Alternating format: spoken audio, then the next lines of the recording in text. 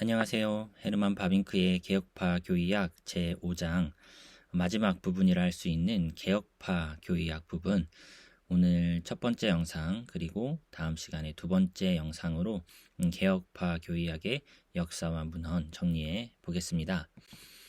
모든 의견 일치 가운데 심지어 예정에 대한 고백에 이르기까지 일치했음에도 불구하고 독일 종교개혁과 스위스 종교개혁 사이에는 초기부터 중요한 차이가 있었다.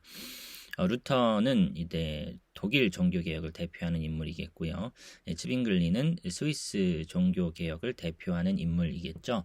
루터와 츠빙글리가 각각 활동했던 나라와 민족의 차이, 과거에는 학자들이 그 둘 사이의 교리적 차이들을 공통적인 원리로 도출하지 않고 단순히 그것들을 열거했을 뿐이었는데요. 막스 고에벨이라는 인물이 처음으로 그 둘 사이의 차이를 역사적으로, 원리적으로 해설하였습니다. 그 차이가 아마도 가장 잘 표현된 것으로서 개혁파는 실론적으로, 루터파는 인간론적으로 사고한다는 것입니다. 개혁파는 역사적 정황에 머무르지 않고 하나님의 생각, 하나님의 영원한 작정에까지 오르는 것입니다. 그런 반면 루터파는 구원 역사의 중심에 자신의 입장을 취하고 하나님의 작정을 깊이 캐내려는 필요를 느끼지 않습니다. 따라서 개혁파에서는 선택이 교회의 핵심인 반면 루터파에서는 칭의가 교회 흥망성쇠의 조항입니다. 전자가 제기한 1차적이고 가장 중요한 질문은 하나님이 어떻게 영광을 받으시는가인 반면에 후자는 인간이 어떻게 구원에 이르는가입니다. 전자의 투쟁은 무엇보다도 이교 사상, 우상 숭배인 반면 이 후자는 유대 사상, 행위, 구원에 대항하였습니다. 개혁파는 회고하기를 모든 것을 하나님의 작정으로 돌리고 사물들의 왜냐하면의 원인을 뒤따라 추적하고, 또한 전망하기를 모든 것을 하나님의 영광에 소용되게 하기까지는 쉬지 않았습니다. 루터파는 뭐뭐라는 것이라는 사실에 만족하고 믿음으로 얻은 구원을 즐겼습니다. 이러한 원리적 차이로부터 하나님의 형상, 원죄, 그리고 그리스도의 인격, 구원의 서정, 성례들, 교회 정치, 윤리 등에 관한 교리적 논쟁들은 손쉽게 해설할 수 있다라고 바빙크는 봅니다. 이 원리라는 것이 얼마나 중요한 것인지를 한 번 더 되새겨 보게 됩니다. 개혁파 교의학은 츠빙글리로부터 시작된다고 말씀드릴 수 있겠는데요. 근본적 사상들, 즉 신학적 출발점, 인간의 전적 의존, 그리스도의 인간적 본성, 교회와 성례에 대한 영적 이해, 종교 개혁에 대한 윤리적 정치적 의미가 이미 츠빙글리에게 존재하였습니다. 하지만 그는 어느 정도 완성되고 일치된 체계를 구성하지는 못했는데요. 스위스 종교개혁의 교리가 신앙으로 고백되고 조직이 확정된 것은 칼빈의 체계적이고 조직적인 사상에 의해 비로소 가능했습니다. 그의 신학은 이미 1536년에 기독교 강요 초판에 확실하게 형성되었는데요. 칼빈과 츠빙글리의 차이는 칼빈이 모든 철학적 인본주의적 사상들을 내쫓고 가능한 한 엄밀하게 성경을 고수하였다라는 점에 있습니다. 더 나아가 그는 루터의 영적인 것과 세속적인 것, 그리고 츠빙글리의 육체와 영 사이의 대조를 극복했으며, 마침내 그는 자신의 사고 가운데 통일성과 체계, 루터와 츠빙글리가 할 수 없었던 것을 도입했는데, 그럼에도 불구하고 그리스도인의 삶과의 연관성을 결코 잊지 않았다라고 평가해 볼 수 있습니다. 칼빈은 점차 스위스 전체에 영향을 주었고, 또한 취리 합의서의 성찬론과 제네바 합의서, 제2 스위스 신앙고백서의 예정론에 영향을 미쳤습니다. 16세기의 스위스 교의학은 전반적으로 칼빈의 사상을 따라 취급되었다라고 평가해 볼 수 있습니다. 그 뒤를 잇는 이 베자와 버미글리라는 인물이 있었죠. 칼빈의 신학은 스위스에서 프랑스로 퍼져나갔습니다. 칼빈은 자신의 1536년 기독교 강요에 서문을 붙여 프랑스와 1세에게 헌정했고요. 프랑스 종교개혁의 핵심이 되었습니다. 그의 가르침은 보편적으로 수용되었고 그의 작품들은 불어로 번역되어 널리 확산되었습니다. 사람들은 그에게 조언과 위로를 요청했고 많은 이들이 말씀의 봉사자가 되기 위한 수련을 받고자 제네바로 향했죠. 칼빈의 기독교 강요는 이미 1560년도에 네덜란드어로 번역이 되었습니다. 많은 이들이 신학 훈련을 위해서 제네바와 하이델베르크를 방문하였다라고 합니다. 칼빈주의는 영국과 스코틀랜드에서도 수용되었는데요. 거기서 칼빈주의는 로마교와 충돌했을 뿐만 아니라 위로부터 헨리 8세와 엘리자베스 여왕에 의해 수행된 개혁과 갈등을 빚습니다. 영국 신학은 17세기 초에 이르기까지 단호한 칼빈주의적 특징을 지녔습니다. 칼빈의 기독교 강요가 대학들마다 가르쳐졌고요. 장로교 정치 형태의 가장 강력한 옹호자는 케임브리지 교수 토마스 카트라이트였습니다. 독일에서의 개혁교회와 개혁신학은 칼빈에 대한 의존도가 상대적으로 덜 했다고 볼 수 있는데요. 하이델베르크 교리문답, 우르시누스, 그리고 요하네스 아라스코의 신학 역시 여러 면에서 고유한 특징을 드러낸다라고 평가해 볼 수 있습니다. 타락 전 예정론이냐, 타락 후 예정론이냐, 엄밀한 신학적 입장과 언약론적 입장 사이의 차이가 개혁교회 내에 항상 존재해 왔지만 이리저리 동요되는 가운데 그들 역시 개혁주의적인 것으로는 인정되었다라고 볼 수 있습니다. 스콜라적 방법은 이미 16세기 말경에 개혁신학에 등장하였습니다. 그러나 스콜라적 방법이 보편적으로 인정을 받았던 것은 전혀 아닌데요. 사람들이 철학적 용어, 스콜라적 구별들, 그리고 무익한 이론적 질문들에 대해 주의를 기울여 진리를 보다 단순한 형태로 제시하는 곳에서도 17세기는 여전히 객관성의 세기였다라고 평가하여야 할 것입니다. 스콜라적 방법은요, 이 계시를 무시하고 이 합리성과 나아가 이제 주관성을 강조하는 방식이라고 볼 수 있는 것이죠. 이에 비하여 17세기는 여전히 객관성의 세기였다라고 바빙크는 평가합니다.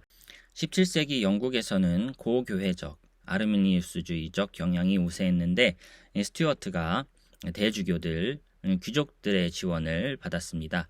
성공회 내부에는 감독주의를 옹호하지만 여전히 칼빈주의를 신실하게 추종한 많은 신학자들이 있었습니다. 영국에서 아르미니우스주의는 영국 국교도와 마찬가지로 비국교도에게도 큰 영향을 끼쳤습니다. 그와 나란히 프랑스에서 아미랄두스주의가 영국에 전달되었는데요. 두 조류는 종종 함께했고 중대하고도 오랜 논쟁을 불러일으킨 신율법주의 이론에서 연합하였습니다. 아미랄두스주의를 인터넷 검색을 해보니까 하나님의 작정에 앞서서 그리스도의 구속을 작정하셨음을 주장하고 이후 그리스도를 믿는 자들을 선택했다라는 주장을 하면서 믿음의 주관적인 입장에서의 믿는 것의 중요성, 나아가 이제 윤리에 대한 강조를 앞세운 사상이라고 말할 수 있겠습니다. 신율법주의 추종자들은 이 칭의의 근거를 이제 신앙에 두었다는 것인데요. 신앙이 있어야가 신앙이 칭의를 얻는 데 있어서 개인의 어떠한 믿겠다고 하는 선택이 칭의의 아주 주요한 근거가 된다라는 교묘한 행위 구원론은 아니지만 믿음을 약간 믿는 이의 행위로 여겨주는 그러한 교묘한 사상이라고 말할 수 있겠습니다. 이에 대항한 학자들이 있는데 그들은 반신율법주의자들이라 불려야 할 것입니다. 그들은 칭의의 근거를 오로지 그리스도의 전가된 의에 둔다는 것이죠. 그러나 일반적으로 영국 신학의 무게중심은 교의적 연구에 있지 않았고 성경적, 교회사적, 그리고 교부적, 고고학적, 실제적 연구에 놓여 있었다라고 평가해 볼 수 있겠습니다. 이렇게 된 것은 당연히 정치적이며 교회적인 상황에 따른 것이었죠. 스코틀랜드의 교리적 상황은 상대적으로 더욱 풍부하고 왕성했는데요. 칼빈주의는 여기서 적절한 토양을 만나 강력하고 적극적인 정신으로 계속하여 발전하였습니다. 이 기간의 가장 저명한 신학자들로 세인트 앤드루스의 교수인 이 사무엘 러더포드를 꼽을 수 있겠는데요. 이 사람이 유명한 까닭은 단지 그의 서신들 때문만 아니라 다른 많은 작품들, 하나님의 은혜를 위한 변증술, 섭리, 아르미니우스주의에 대한 검토, 영적 그리스도 등을 저술했기 때문이었습니다. 조지 길레스피는 이제 무응답, 당신이 나쁘게 듣는다, 아론의 쌍난 지팡이, 잠록의 저자입니다. 이러한 개혁파 교의학의 긍정적인 발전은 어떤 의미에서 도르트 신조, 웨스트민스터 신앙고백서, 그리고 웨스트민스터 대소교리 문답, 스위스 교회 합의서, 그리고 발케스 신조에서 정점을 이룬 동시에 종료점에 도달했다라고 평가해 볼 수 있습니다. 그러나 17세기에 이미 개혁신학을 침식하고 파괴시킬 원리들이 현존해 있었는데요. 종교개혁의 세기에는 단지 루터파 개혁과 칼빈파 개혁만 있었던 것이 아니라요. 그와 더불어 인문주의자들 그리고 다른 두 파가 등장하였습니다. 인문주의자들은 종교적, 윤리적 원리가 아니라 오로지 지적이고 심미적 원리를 통해 로마 교회와 그 신학을 반대했던 것이죠. 따라서 그들은 그리스 로마 문화의 부활을 조화로운 인류 발전을 위한 수단으로 여겼습니다. 이 외에 다른 두 파인 제세례파와 소시누스파가 있었는데요. 특히 스위스, 네덜란드, 영국, 미국의 개혁교회와 신학에 항상 막대한 영향을 끼친 두 파입니다. 그것들은 종교와 신학의 이 신비적 요소와 이성적 요소를 대변하는 파였죠. 소시누스주의를 좀 더 자세히 살펴보면 소시누스주의는 로마교의 자연과 은혜의 분리 체계 가운데 여전히 갇혀 있으면서 자연이 종국에는 은혜를 완전히 배척하는 대립 구도로 발전하였습니다. 물질은 영원 전부터 하나님과 나란히 그리고 대립되어 있기에 흙에서 비롯된 세속적인 인간은 통치, 권세, 자유의지에 있어서 하나님과 공통적이지만 지식, 정의, 생명에 있어서는 전혀 다른 것으로 보았으며 인간은 오히려 그 본성상 죽을 수밖에 없는 존재로 여겼습니다.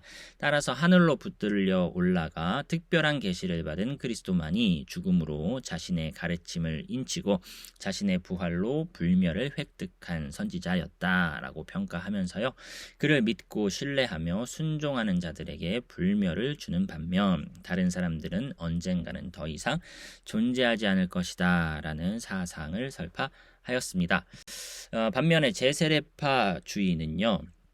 역시 동일한 근본적 사상에서 출발을 합니다만 자연적인 것과 초자연적인 것, 인간적인 것과 신적인 것은 타협될 수 없이 나란히 평행선을 달린다고 본 것이죠. 하지만 소시누스주의는 자연 때문에 은혜를 버린 반면 제세례주의는 자연을 은혜의 희생제물로 바친다라고 평가해 볼 수 있습니다. 아담은 땅에서 나서 흙에 속한 자다라고 보면서요. 피조물과 모든 자연은 낮은 질서에 속하여 물질적, 육체적, 세속적 그리고 불결하다고까지 여기면서요. 하지만 그리스도는 하늘로서 또 다른 더 높은 인간 본성을 가져와 중생을 통해 사람들 안에 새로운 실체를 주입하며 그들은 불신자, 세상, 국가 등과는 다른 사람이 되어 그것들과 전혀 상관하지 않는 모습을 보이고 있습니다. 소시누스주의와 제세례주의 두 경향은 주관주의를 조장하여 권위와의 결별, 인간의 자유를 부추긴다는 점에서 공통점이 있겠습니다. 이것이 네덜란드에서 처음으로 분명하게 나타났던 것은 아르미니우스주의였는데요. 소시누스주의와 연관을 가지고 있다라고 평가해 볼 수 있습니다. 아르미니우스주의는 17세기 초에 다음과 같은 5가지 요점에 하나님의 절대 주권에 대한 고백에 대하여 조직적으로 대항을 했었지요. 예정에 대해서, 속죄에 대해서, 인간의 부패에 대해서, 회개에 대해서, 견인에 대한 칼빈주의의 고백에 대하여서 조직적으로 대항하였고 이 대항에 맞선 교리가 이제 튤립 교리로 정리가 되었죠.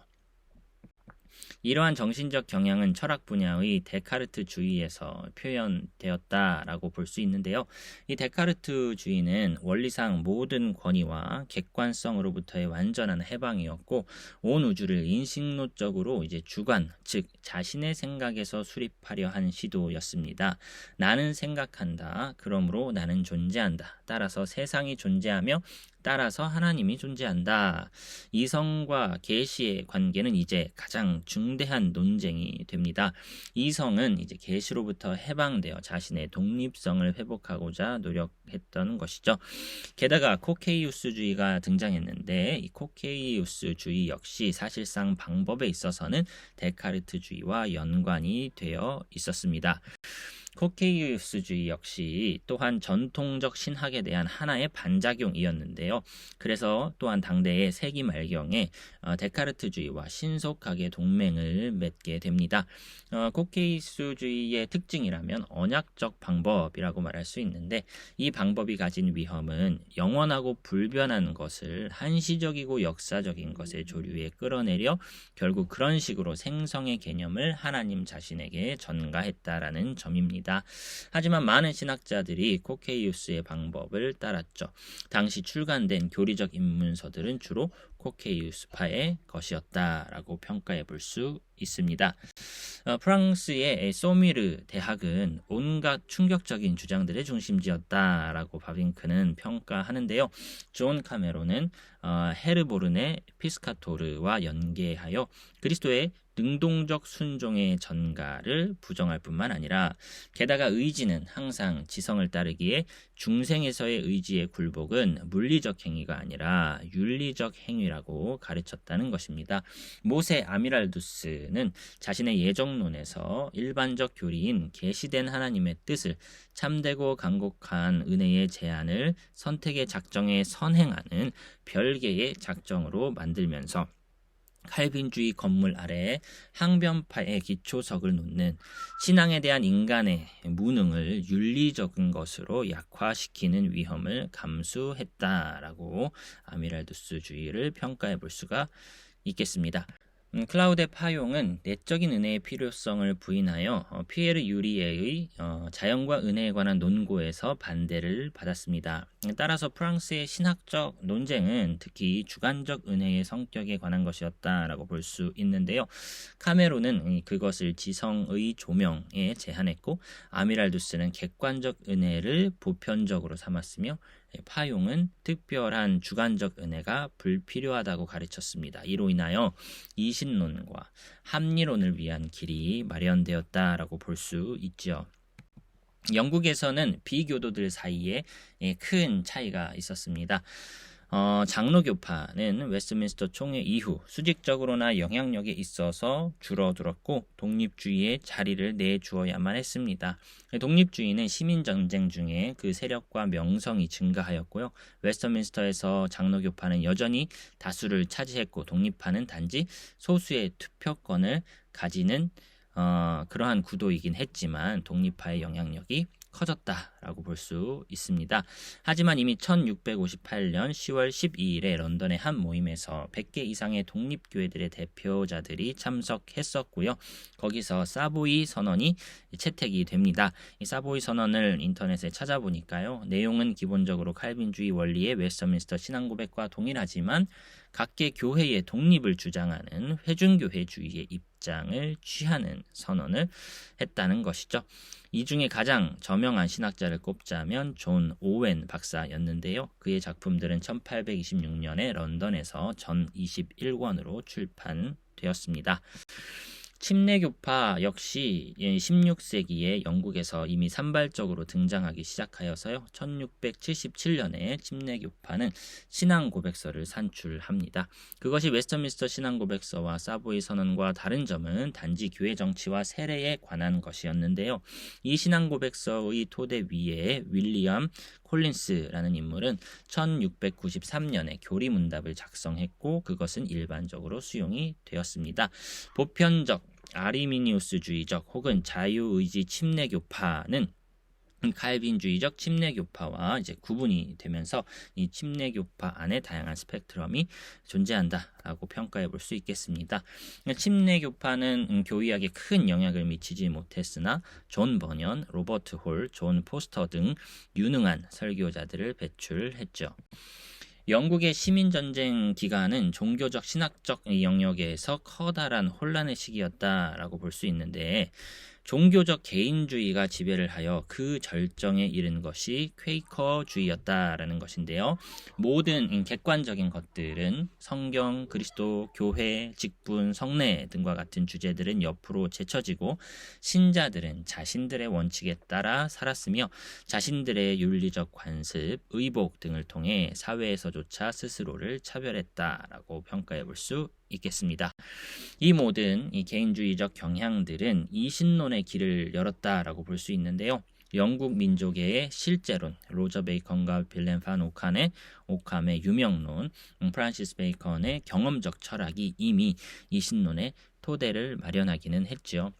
그리고 거기에다가 이제 17세기 종교적 확신들에 있어서 혼란이 가중되어 영국 전체는 파당과 분파로 갈라져 많은 사람들은 오로지 모든 사람에게 공통적인 것에만 종교의 본질이 놓여질 수 있다라고 생각하기 시작하였습니다. 광교회주의는 수용되었고 이신론과 합류했다. 이신론이 대두하는 그러한 경향으로 흘러갔다는 것입니다. 기독교 합리성의 저자인 존 로크는 계시에 관한 결정을 이성에 부여했고요. 신비적이지 않은 기독교를 저술한 존 톨랜드는 기독교가 이성에 반한 어떤 것뿐만 아니라 이성을 초월한 어떤 것도 포함하지 않는다라고 선언을 하면서 이성의 손을 계시보다 더 들어주었다는 것이죠. 창조처럼 오래된 기독교를 저술한 매튜 틴달은 계시 전체를 관심 밖에 두었고요.